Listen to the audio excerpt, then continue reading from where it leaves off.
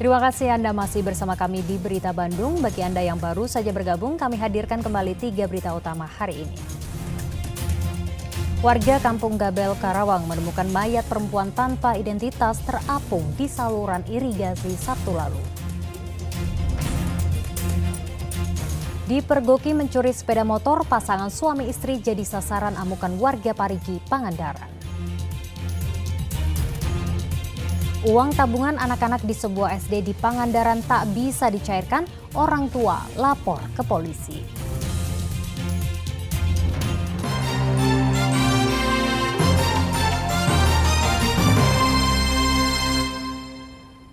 Seekor sapi kurban jenis simental bantuan Presiden dengan berat lebih dari 1 ton dibeli dari peternak asal Kabupaten Subang.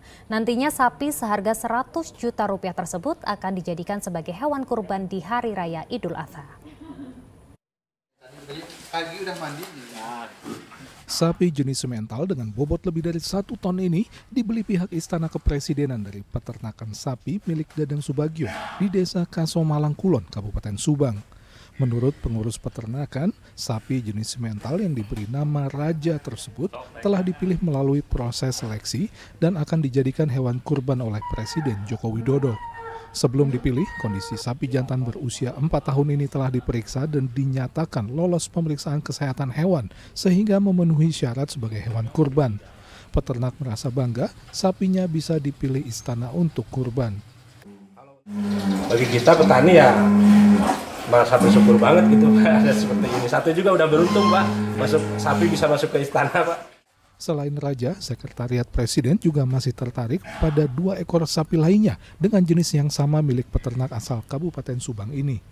Hingga saat ini, sapi-sapi tersebut masih menjalani pemeliharaan dan perawatan khusus di lokasi kandang peternakan. Zainal Arifin melaporkan dari Subang.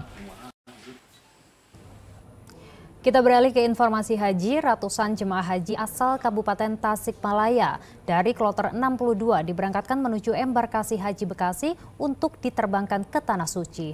Pada musim haji tahun ini, Kabupaten Tasikmalaya mendapatkan kuota tambahan jemaah sebanyak 30 orang yang disambut gembira jemaah. 440 orang jemaah haji asal Kabupaten Tasikmalaya yang tergabung dalam Kloter 62 diberangkatkan dari Gedung Islamic Center Kabupaten Tasikmalaya menuju embarkasi Haji Bekasi. Mereka adalah bagian dari total 1.513 jemaah haji asal Kabupaten Tasikmalaya yang tergabung dalam 5 kelompok terbang. Kementerian Agama Kabupaten Tasikmalaya mendapatkan tambahan kuota jemaah haji sebanyak 30 orang. Mereka berasal dari jemaah yang seharusnya berangkat tahun 2024 mendatang. Jemaah haji yang masuk dalam kuota tambahan ini diwajibkan melunasi biaya haji segera. Ada tambahan 30 orang. Itu berangkatnya kapan Pak?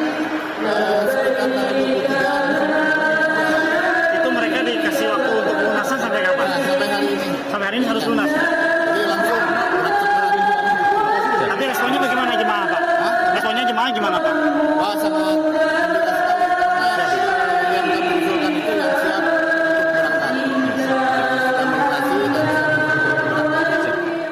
440 orang jemaah haji Kloter 62 dari Kabupaten Tasikmalaya ini diberangkatkan menggunakan 10 unit bus menuju embarkasi Haji Bekasi.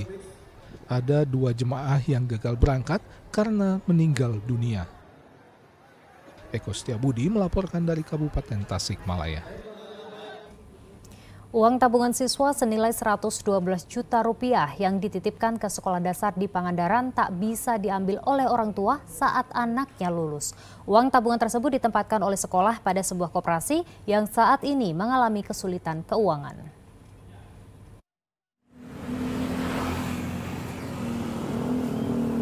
Orang tua dari 17 siswa kelas 6 SD Negeri 2 Kondang Jajar Cijulang Pangandaran kecewa lantaran uang tabungan anak mereka raib tidak diketahui nasibnya.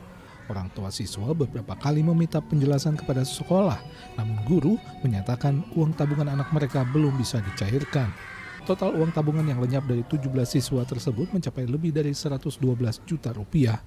Pihak sekolah mengaku uang tabungan siswa kelas 6 itu disimpan di sebuah koperasi. Namun saat ditagih pihak sekolah untuk dicairkan, ternyata pihak koperasi tidak bisa mencairkan tabungan siswa tersebut. Sebenarnya uang tabungan siswa tidak hilang.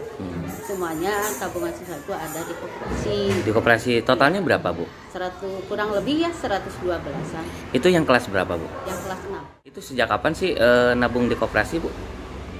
Sejak sebelum Covid. Sebelum Covid ya. Tapi dari pihak sekolah udah berusaha menanyakan ke koperasi belum, Bu? Sudah. Sudah. Gimana tanggapan Kurang. dari koperasi, Bu? Tanggapannya, Bu?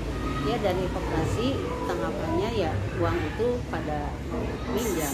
Pada pinjam gitu. Para orang tua siswa di SD Negeri 2 Kondang Jajar dan SD Negeri 1 Cijulang, Kecamatan Cijulang, Kabupaten Pangandaran ini pun resah. Mereka minta Dinas Pendidikan dan seluruh pihak terkait agar bisa mencarikan jalan keluar agar tabungan anak-anak mereka senilai lebih dari 112 juta rupiah tersebut bisa segera dikembalikan. Apalagi sebagian orang tua berencana menggunakan uang tabungan tersebut untuk menutupi biaya melanjutkan pendidikan anak mereka. Jadi pihak terkait supaya bisa menyelesaikan masalah ini, karena apa? Kasihan gitu kan. Semua orang butuh duit untuk melanjutkan sekolah yang selanjutnya gitu kan ya. Katanya apalagi, bukan hanya tahun ini aja. Udah tiga periode. Tiga periode seperti ini ya. Gitu terus berulang. Gitu. Berulang, nggak ada jalan penyelesaian. Gitu.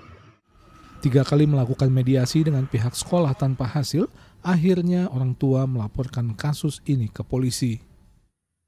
Untuk laporan tabungan SD Cijulang, kami sudah menerima 1 LP dari SD 1 Cijulang. Sekarang kami dalam proses lidik.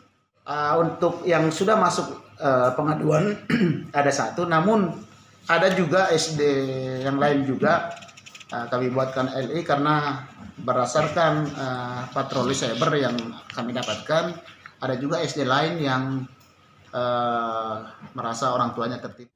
Polres Pangandaran akan melacak penempatan uang tabungan para siswa SD tersebut di koperasi yang akhirnya hingga kini belum dapat ditarik kembali. Mana yang kami panggil? Eko Setiabudi melaporkan dari Pangandaran.